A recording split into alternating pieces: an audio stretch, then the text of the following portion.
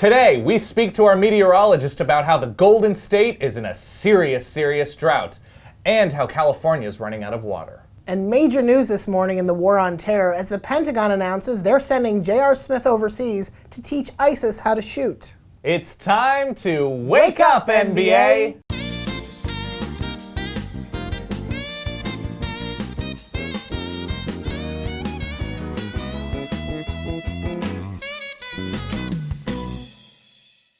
Welcome to Wake Up NBA. That gentleman's name is Ryan. My name is Dan. The show is presented by the Microsoft Surface. And we had some relatively low-level basketball last night. Some low-level officiating to go with that Low-level basketball. officiating, low-level basketball. It's nice when it syncs up like that. No, it's not. I completely disagree. To you, what has been, so we're through two games now in Golden State. We're heading back to Cleveland. What has been the big story of the finals thus far? I think the big story heading into Game 3 is that Steph Curry had his maybe worst game of the season, not even just the playoffs. Had one of the worst 5 shooting games in NBA Finals history. Yes, he did. And Golden State still took this game to overtime and could have won. And I think the reason that is so is that we look at Golden State, when the offense doesn't get going, we think they're out of sorts, we think they're getting manhandled. They still have an amazing defense that keeps them in games. This is true. So even though Steph Curry is missing threes and not getting to the rim, Cleveland never got that point where they were like, okay, we're getting sustained separation in this game.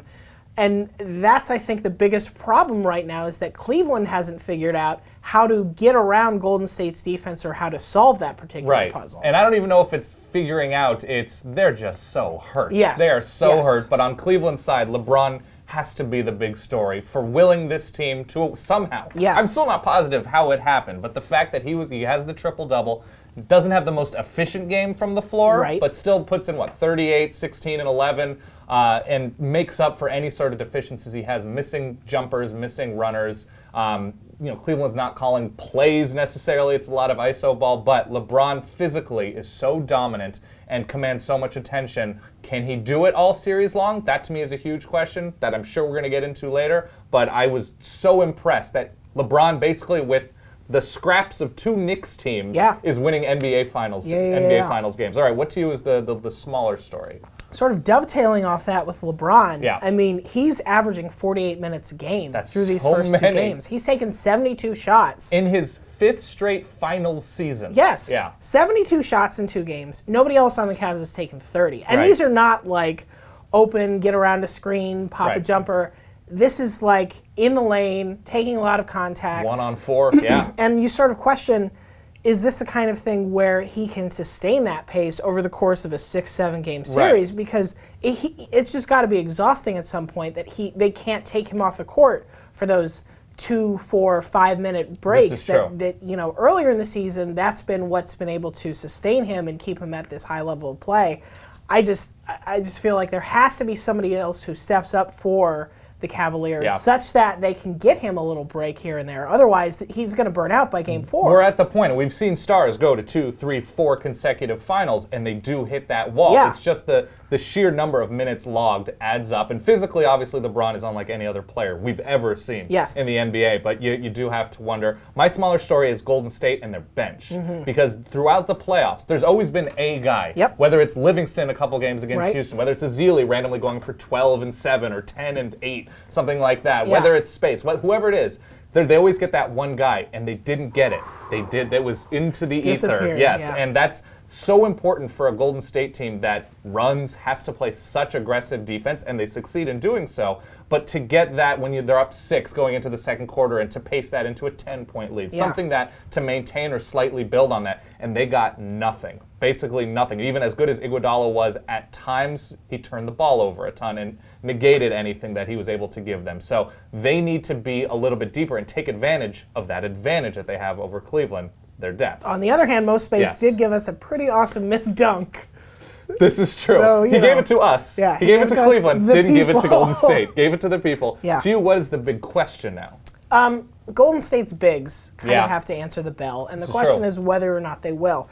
If you look at Bogut, Ezeli, and Spates, they're getting outscored by Tristan Thompson and Mozgov by something like 20 points, and they're getting out-rebounded by almost double. Yes. They're just getting killed on the glass, and, Bogut has had some foul trouble, has looked uncomfortable at times. As you said, Ezeli and Spates have not provided that sort of spark off the bench that you would want.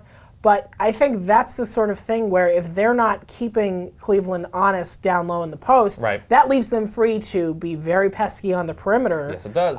And they really have to go up their game a notch, or this series is going to get very uncomfortable for Golden State very quickly. This is true. My big question, Matthew Dellavedova, and he was brilliant defensively against Steph Curry, chased him around. I don't know if you could do that 5, 6, 7 games and run an offense in Kyrie's absence, which is another huge looming elephant for the rest of this series. Is Dellavedova, I think he was 1 of 6 from behind the arc and needs to be better, and obviously his legs are going to be exhausted by the end of this series.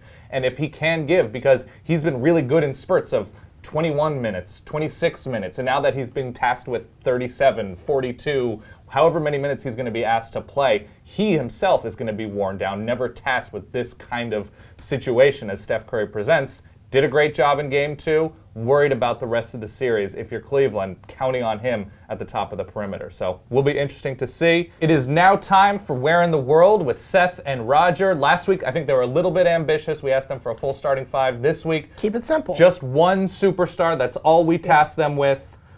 Wait, where's Seth, Roger? Well, you guys told Seth to find out what Tim Duncan was doing, and because Seth had felt really bad about doing poorly in earlier weeks, he went all the way down to San Antonio, and he tried to find out what Tim Duncan was up to, so he camped out on Tim Duncan's lawn, and it turns out Tim Duncan is really, really, really passionate about his lawn and doesn't like when people camp out on it, so Tim Duncan called the cops on Seth, and now Seth is in jail. By the way, he used his one call from prison to say that Tim Duncan is not up to much besides calling the cops on people who camp out on his lawn. Wow. Did Seth have anything to tell us? Did he have a message to pass along of any sort? Yes. Seth says he needs you guys to bail him out of jail because it's all your fault and he wants you to pay. Bye. Bye, Roger. God, it just keeps going downhill. I feel terrible. I feel really bad. Who even let him on a plane? He's a child. We're going to start casting a new Seth. But until we get to that point, thank you for watching Wake Up NBA. Every week during the finals, we're here, presented by the Microsoft Surface. Thank you for watching. See you soon.